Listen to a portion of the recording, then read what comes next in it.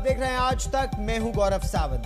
पाकिस्तान में सिखों के धार्मिक स्थल करतारपुर साहिब के लिए बनाया गया विशेष गलियारा कल दोबारा खोल दिया गया। आज पंजाब के मुख्यमंत्री चरणजीत सिंह चन्नी समेत 14 लोगों का जत्था भी करतारपुर साहिब में हाजिरी के लिए, दर्शन के लिए निकला। चरणजीत सिंह चन्नी से पहले पंजाब और हरियाणा बीजेपी का भी एक जत्था आज ही करतारपुर साहिब के लिए निकला।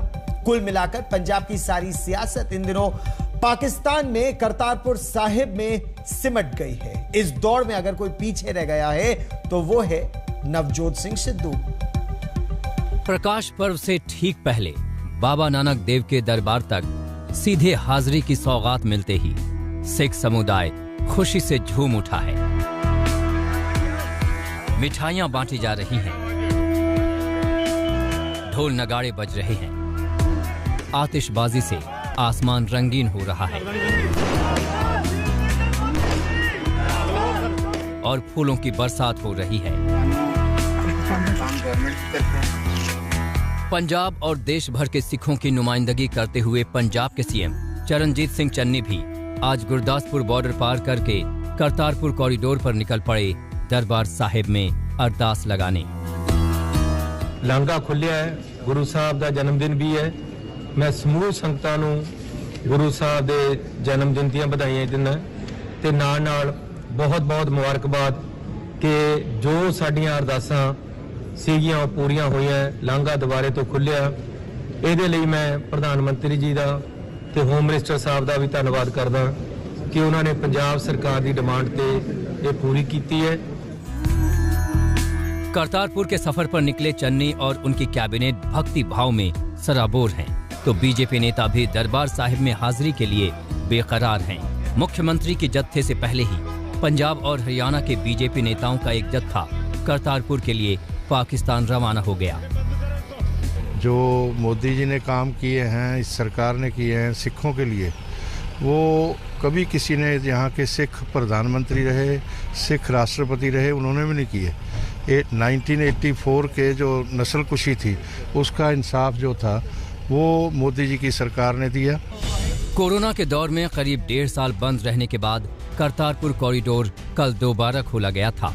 प्रकाश पर्व से पहले कॉरिडोर खोलने के लिए पंजाब के पूर्व सीएम कैप्टन अमरिंदर सिंह से लेकर मौजूदा सीएम चरणजीत सिंह चन्नी और पंजाब बीजेपी के नेता तक सबने केंद्र सरकार से दरख्वास्त की थी। केंद्र सरकार ने सारी अपीलों के बाद सिखों और गुरु नानक देव के प्रति सम्मान भाव के ऐलान के साथ कॉरिडोर दोबारा खोलने का फैसला किया था। आज बाबा नानक जी ने सानू बुलावा देता है और बीजेपी का प्रतिनिधि मंडल पंजाब के अमन लई, पंजाब की शांति लई, देश की खुशहाली दे लई, नतमस्तक होने दे लई करतारपुर साहब गुरुद्वारा के अंदर मत्था टेकन जा रहा है। असी धन्नवादी हाँ देश के प्रधानमंत्री जी का, गृह मंत्री जी का, राष्ट्रपति जी का। वैसे तो मामला शुद्ध तौर पर धार्मिक मामला है, लेकिन हिंदुस्तान की राजनीति में धार्मिक संदेशों का कितना महत्व है ये कहने की जरूरत नहीं। कृषि कानूनों पर साल भर से केंद्र सरकार को घेरे बैठे किसानों में ज्यादातर पंजाब हरियाणा के ही किसान हैं।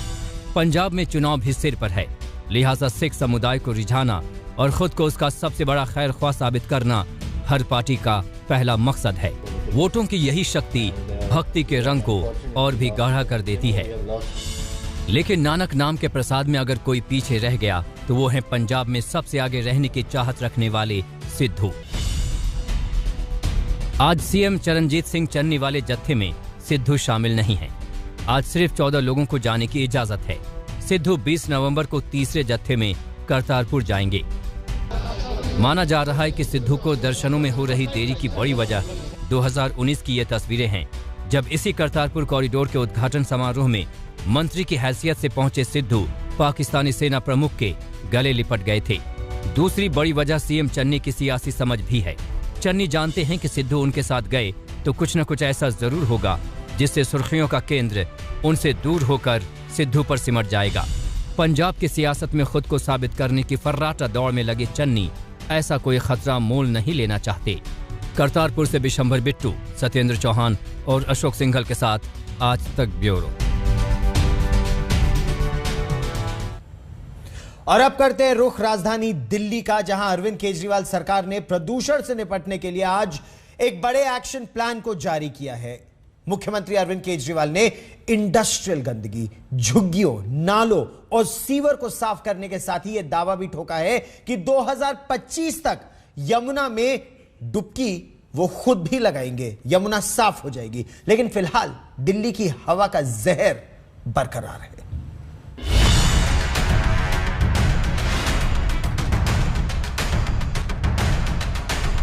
हम 2025 फरवरी तक यमुना को जरूर साफ कर लेंगे।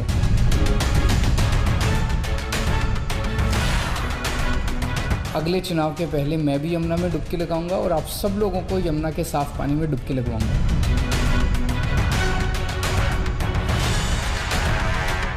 प्रदूषण के मामले पर बुधवार को सुप्रीम कोर्ट से फटकार पड़ी तो अगले ही दिन केजरीवाल सरकार ने एक्शन का पिटारा खोल दिया। रातों रात साफ सफाई और प्रदूषण से निपटने का एक्शन प्लान तैयार हुआ और सुबह खुद मुख्यमंत्री अरविंद केजरीवाल ने इसे दिल्ली वालों के सामने पेश कर दिया।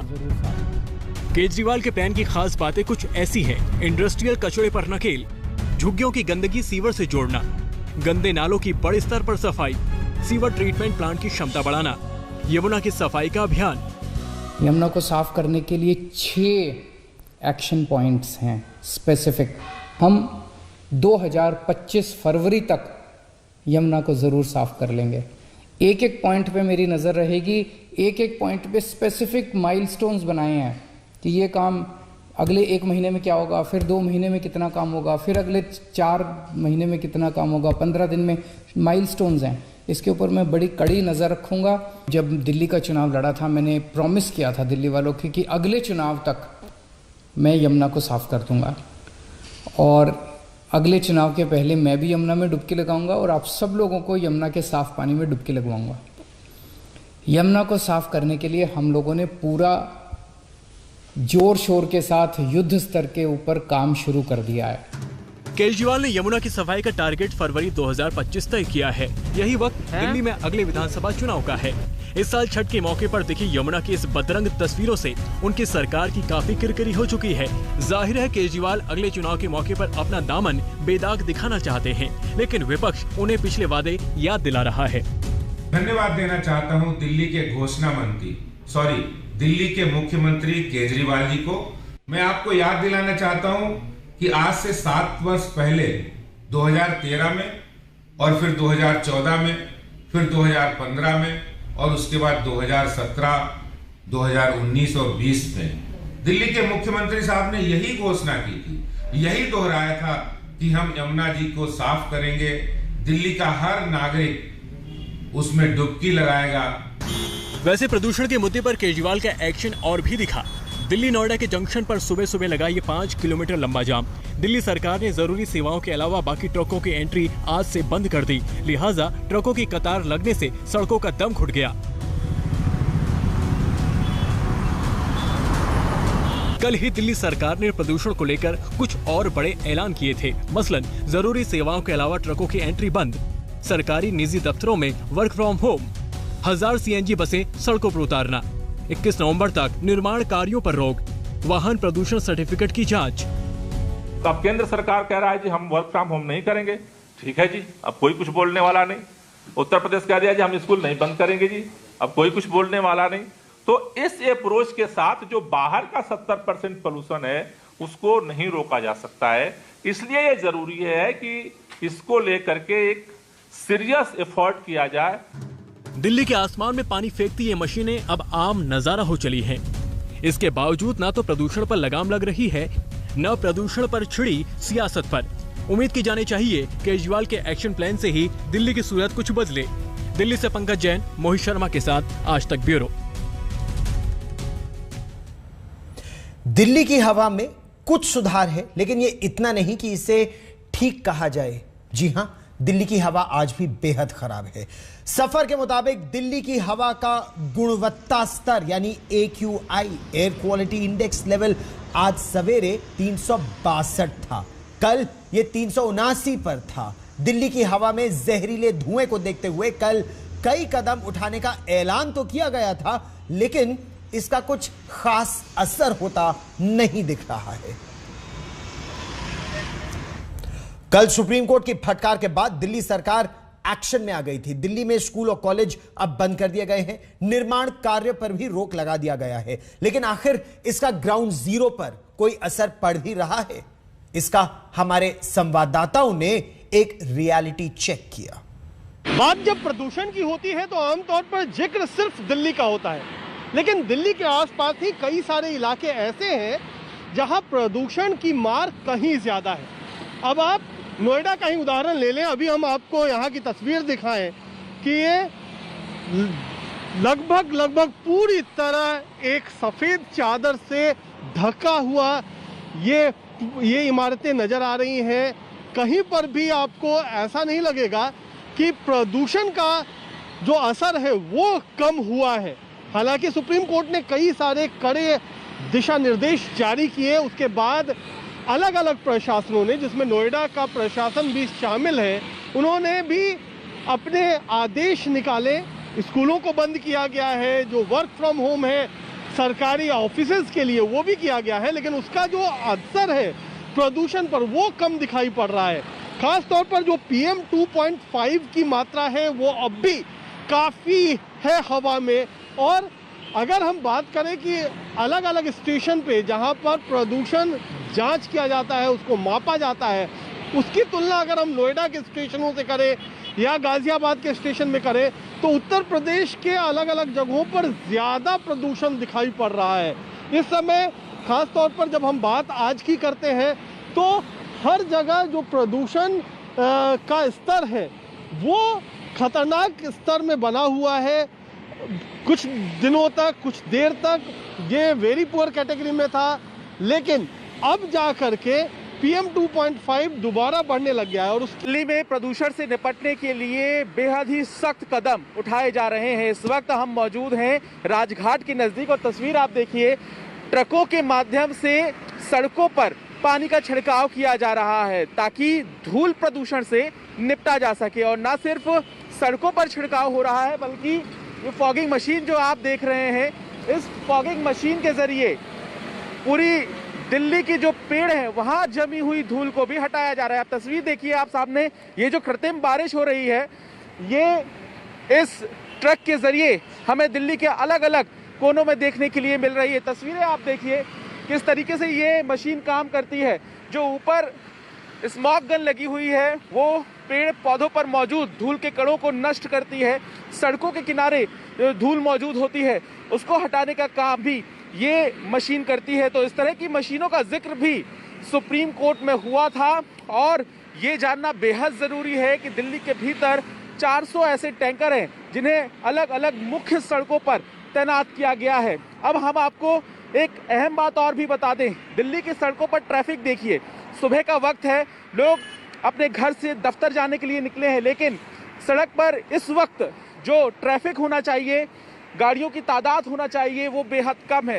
रोजाना हम इसी रास्ते से गुजरते हैं, लेकिन आज गाड़ियों की संख्या पिछले हफ्ते के मुकाबले बेहद ही कम नजर आ रही है। दिल्ली की हवा दूषित है, प्रदूषित है। हम बात कर रहे हैं पॉल्यूटेंट लेवल जो दिल्ली की हवा में है, और अगर AQI इंडेक्स की बात करें तो 350 के करीब आज फिर दिल्ली की हवा पहुंच चुकी है, जो कि वेरी पुअर कैटेगरी में होती है।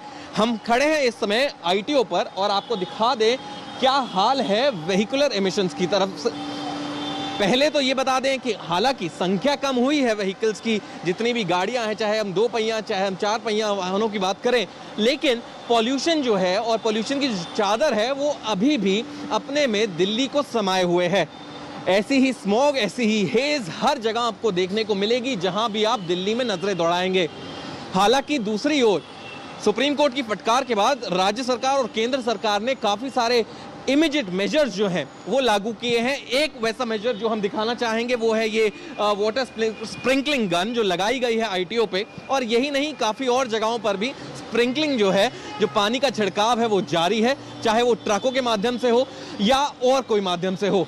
लेकिन ये भी विफल रहा है पॉल्यूशन की मात्रा को कम करने में। मुंबई में नारकोटिक्स कंट्रोल ब्यूरो के जोनल डायरेक्टर समीर वानखेड़े और एनसीपी नेता और महाराष्ट्र के कैबिनेट मंत्री नवाब मलिक की लड़ाई में एक नया ट्विस्ट आ गया है। एनसीपी ने आज एक नया आरोप लगाया। उन्होंने समीर वानखेड़े का एक सर्टिफिकेट जारी किया और यह आरोप लगाया कि समीर वानखेड़े का धर्म असल में मुस्लिम है और उन्होंने नौकरी पाने के लिए SC ST का गलत लाभ उठाया। ये देखिए ये रिपोर्ट।